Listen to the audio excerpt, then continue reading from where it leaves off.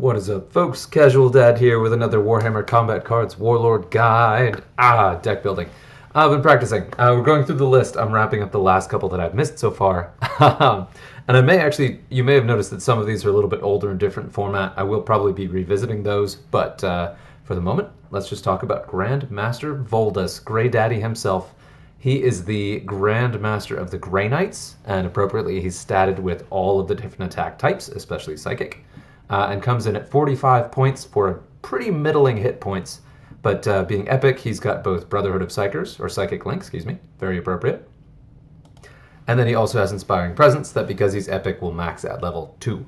But what really sort of defines him, aside from being vulnerable to Big Game Hunter, is his trait, which is when you deploy a Space Marine card, if your currently deployed cards gain plus 20% Psychic attack. So it's percent based, so better the higher level you are. Is Psychic only, and only works in Space Marine decks, if by any chance you manage to put a deck together that's mixed faction. So, what does that look like? Because it's percent based, very much like Tolmeron, you're going to benefit from that the most if the starting base stat is higher. Of course, obvious there. So when we look at deck building with this guy, we kind of want to think about that. And unlike Tolmeron, Psychic cards are fairly rare. The Psychic attack stat is usually costed higher, and it's usually a lower attack value for the points you get. So that is definitely a pretty kind of uphill battle you're going to get with Voldus, and so he himself doesn't see that much play, or at least I see him very rarely competitively. Of course, the fluff side of me is always very inclined to build a all Grey Knights deck with him, so it's just all Grey Knights, because those are some of the cheaper and more plentiful Psyker cards you have in the game. They also are a little bit appealing because they all have all of the individual attack stats and actually tend to be costed pretty aggressively for their points, but they do have lower attack stats, even if they do have them at every single point. And also they are a little bit more expensive. All around, they end up benefiting very little from Voldus' ability and not competing points for points or punch for punch with other cards, respectively. So as much fun as it is to really kind of dunk your deck full of Grey Knight cards, it's not the best idea, but it is an option you can do. So what I've got right here is the deck that I personally have run the most and really enjoy. It really centers around this guy, having very high hit points, and then also having a very high Psychic stat, and then of course coming with Psionic Blast, where you get the absolute most bang for your buck, because he's got the high stat to benefit from Voldus' ability right from the start, and then it just stacks from there. But then also the inclusion of Psionic Blast means that every percent increase you get to your Psychic stat is then broadcast as an attack to every enemy card, which really magnifies the impact. So that's a really good way to do it. Also, it's probably quite clear that I've got a fairly thin deck, so I need to do a lot of impact, and the cards that I do have need to punch well above their weight. Now, I wouldn't say this is necessarily the most competitive deck, and it is very level dependent, because you can't have this guy at a lower level. I mean, it's just not going to cut it at that point. You need those hit points, you need that Psychic stat, you need to be, the higher the better, of course. Once he gets into max level or higher level regen, he'll of course be even better. But yeah, so also the deck is filled with as much Medicae and Taunt as fits, and the other Psionic Blast card right here, of course. Also having all the same advantages as the Dreadnought, but coming in at a lower price point, and that's why I don't have him as the key Psyker that I build the deck around, just because his cost per hit points, and he's less flexible because he doesn't have that ranged attack. So this is, again, the deck I like to build, but if you do want to do an all Grey Knights one, there are a ton of Grey Knight card options all across the cost spectrum, going from your Dread Knight, this dude right here, who's actually a fairly good option, although you'll note that his Psychic stat is quite low. So Nemesis Dread Knight, and of course this guy right here. So those two can be the basis of your deck, the backbone, but of course you see if you use both of them, that's most of your deck right there. That's even more than this guy up here if you put the two of them together. So you run out of deck points really fast. But that's actually really good with Voldus because you end up building your deck around some linchpin cards that are like the core of the deck.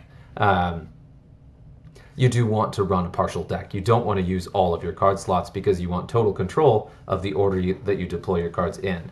You never want to be left, it's very rare, but you can be left with just two of these guys, so that one of these two is actually your third card to deploy and doesn't benefit from the initial stat buff, so that's bad.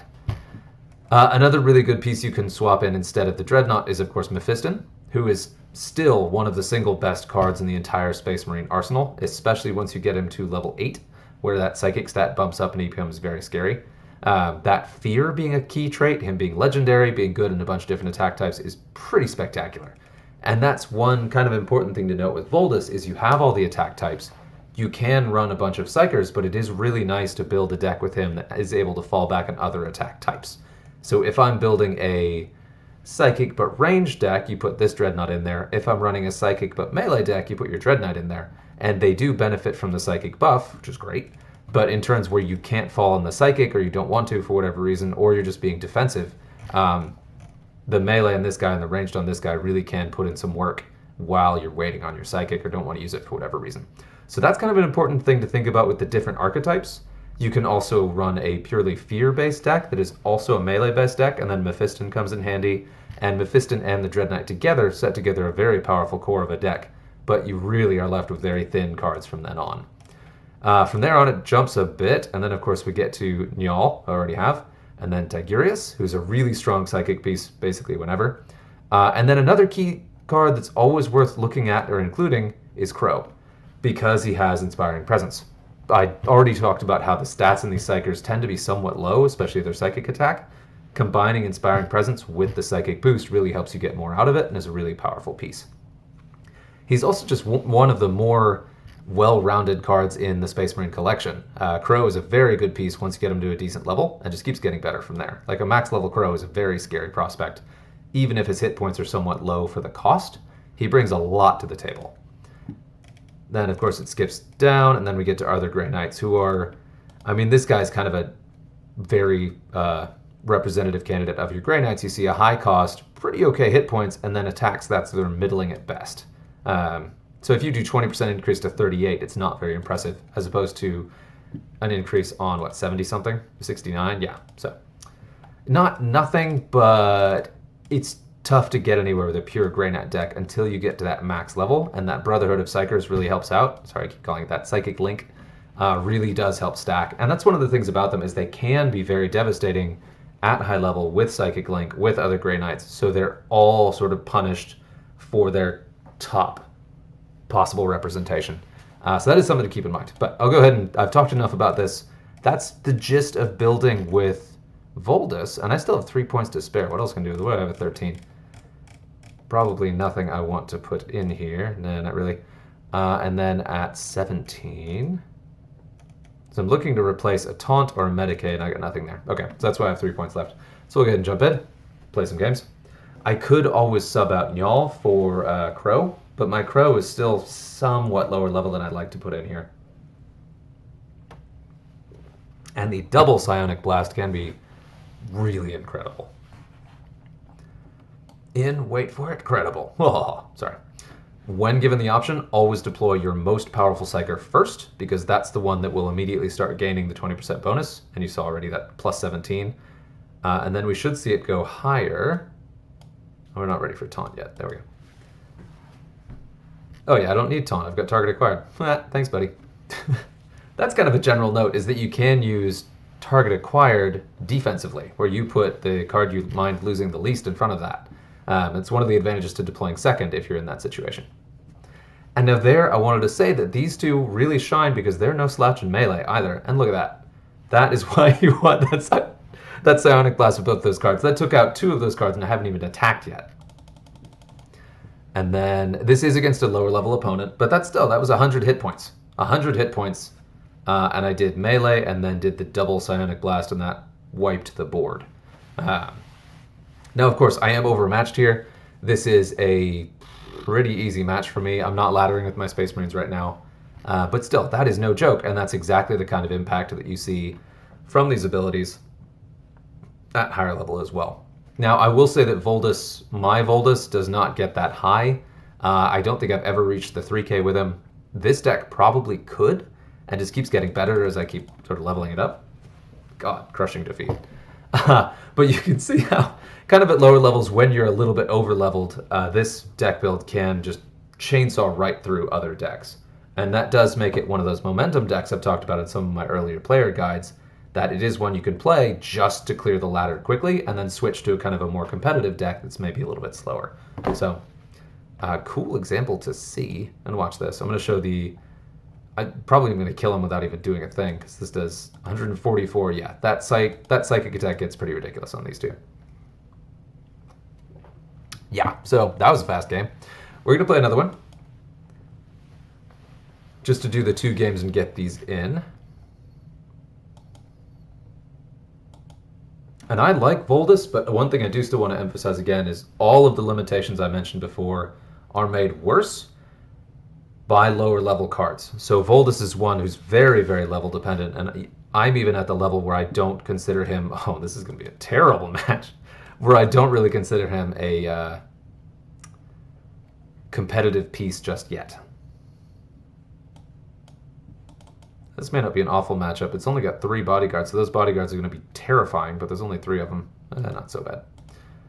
I'm still over-leveled, even with this thing on there. God, look at that thing. But you will notice in both of these games, I'm going second.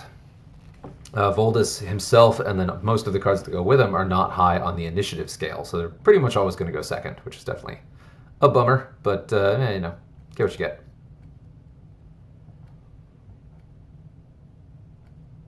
Now here, oof,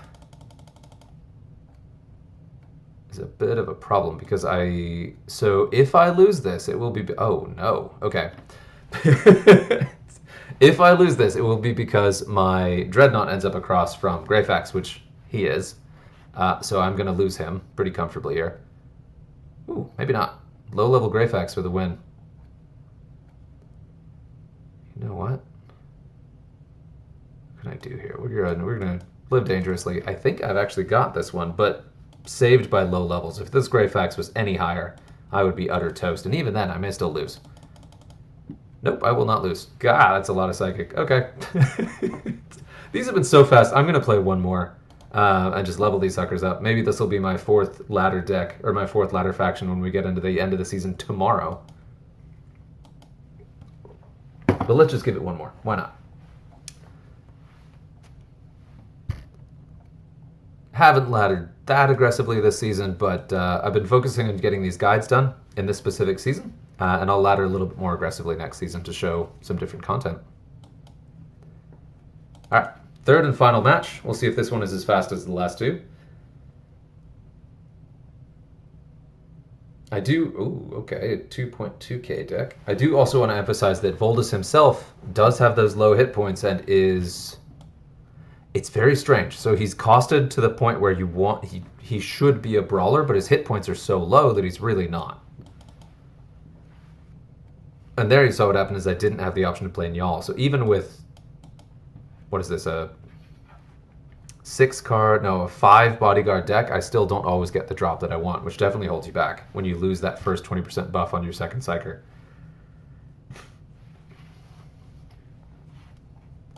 This is going to be longer, but probably going to be even more devastating. See, do I have anything that does 60 damage? I don't think so, but I can take the 18. And that's important to highlight. You do have some things to fall back on where all of these cards are pretty good in melee and quite good, and the Dreadnought's quite good in ranged, and some of the other Medicae are as well, but they're all good in melee. So this guy is a really, really punchy Medicae, so you can fall back and just hitting stuff if you go up against the Psyker, or for whatever reason you want to charge up your Psychic attack for later. Say you're up against a Farsight or Shadow Sun deck and you don't want to kill all of the cards so that they don't get healed up. You want to kill the big one and not kill the squishy one in front of you. You can fall back on the other attack types, and that's really important to keep in mind because there will be times where you don't want to do Psychic. Say you don't want to kill a Death Blow, you want a chance to reposition your cards first. You don't have a ton of control with this. This deck is very immobile. And you're kind of at the mercy of what your opponent removes. And again, this is a low-level deck. Kudos to that guy for getting to 2.2k with that level of cards. Although, totally doable. Was that 2.2k? I mean, still, very impressive. But if you ladder aggressively early in the season, that's absolutely doable. Let's see how much this area effect. This is my max level for these guys. Max power. That did... What was that? 30, 44, blah, blah, blah, blah. 70, almost 80 damage before I even attacked. wild. And then this guy's throwing 2. It gets pretty intense, but the thing is that they do die, especially against more durable decks, more shields, more big game hunter, higher level cards that take longer to bring down. Like, this is a scary competitive deck, but it still has a definite ceiling that I just haven't hit with these games. So that was it. Won't keep you for longer. That is Grandmaster Voldus. Good luck. Let me know what you think about him. He's a really enjoyable warlord, but one that you don't see all that much. So until next time.